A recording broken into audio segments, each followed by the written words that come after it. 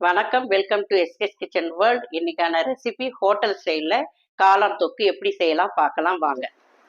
முதல்ல காளான் தொக்கு செய்யறதுக்கு என்னென்ன பொருட்கள் தேவைன்னு பார்த்துடலாம். முதல்ல காளான் 400 கிராம் எடுத்திருக்கோம்.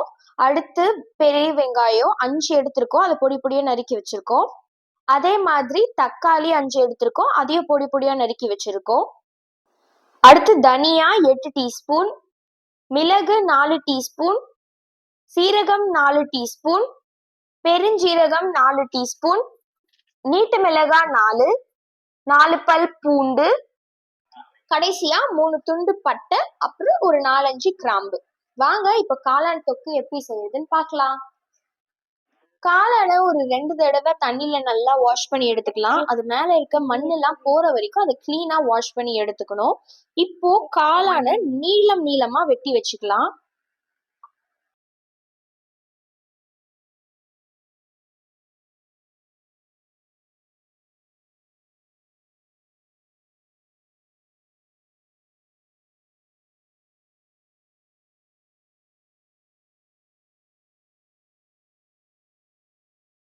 இதை மாதிரி நீளமா கட் பண்ணி எடுத்துக்கோங்க.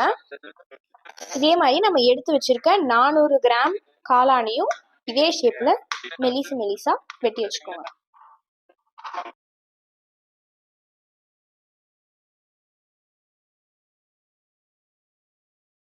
காளான் எல்லாத்தையும் நல்லா கட் பண்ணதுக்கு அப்புறமா ஒரு பேனை எடுத்து அது நல்லா ஹீட் ஆனதுக்கு அப்புறம் அதுல நம்ம எடுத்து வச்சிருக்க 8 டீஸ்பூன் தனியா,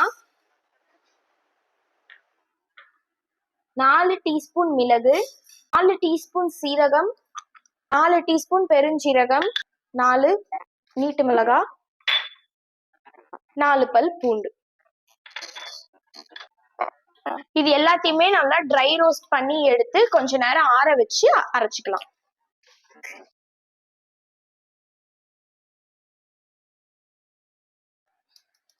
நல்லா வாசனை வர வரைக்கும் எல்லாத்தையும் வறுத்து எடுத்துக்கலாம்.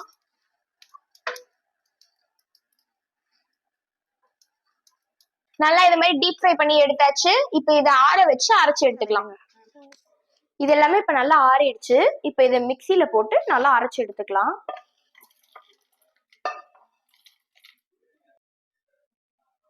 இது எல்லாத்தையும் இப்போ கொரன்னு அரைச்சு எடுத்துக்கலாம். ஸ்டவ்ல ஒரு கடாய் எடுத்து வச்சு கடாய் நல்லா ஹீட் ஆனதும் அதுல 6 கரண்டி எண்ணெய் ஊத்திக்கலாம்.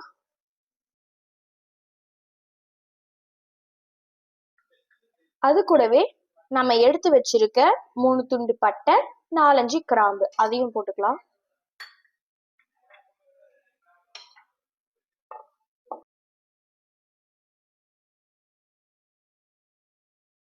பட்டை லவங்கம் பொரிஞ்சு வந்துருச்சு. இப்ப அதுல நம்ம நறுக்கி வச்சிருக்க வெங்காயம்,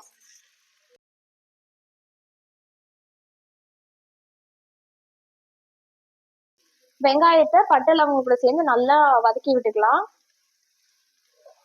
அது நல்லா கோல்டன் ப்ரௌன் ஆகுற வரைக்கும் வதக்கிட்டே இருங்க. வெங்காயம் நல்லா வதங்கிடுச்சு. இப்ப இது கூடவே நம்ம நறுக்கி வச்சிருக்க தக்காளியை சேர்த்துக்கலாம்.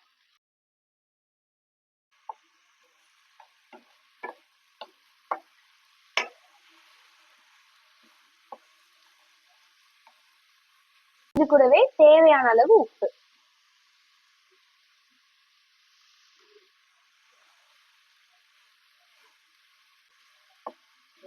தக்காளி நல்லா குழஞ்சு வர வரைக்கும் நல்லா வதக்கி எடுத்துக்கலாம்.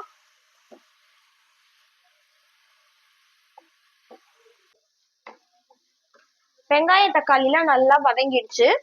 இப்போ இது கூட நம்ம கட் பண்ணி வச்சிருக்க காளான் சேர்த்துக்கலாம்.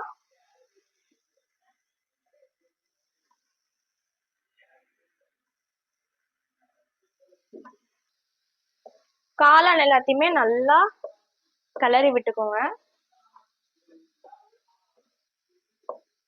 காளான் வேகிறதுக்கு தண்ணி ஊத்த வேண்டாம், ஏன்னா காளானே தண்ணி விடும், அதுவே போதும், அது வெந்து வந்துடும்.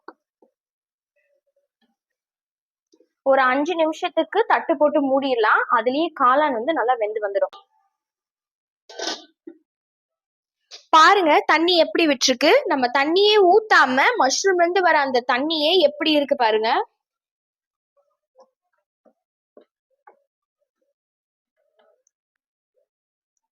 5 நிமிஷம் நம்ம மூடி வச்சதுலயே மஷ்ரூம் வந்து வெந்துருச்சு. இப்போ இது கூட நம்ம அரைச்சு வச்சிருக்க எல்லாத்தையும் சேர்த்துக்கலாம்.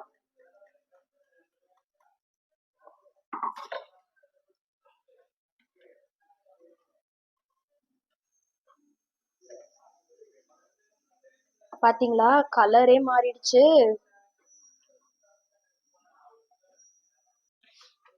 நம்ம இப்ப போட்டு அந்த மசாலாவோட பச்சை வாசனை போகிற வரைக்கும் ஒரு 3 நிமிஷம் நம்ம தட்டு போட்டு மூடி அதை வேக விட்டலாம்.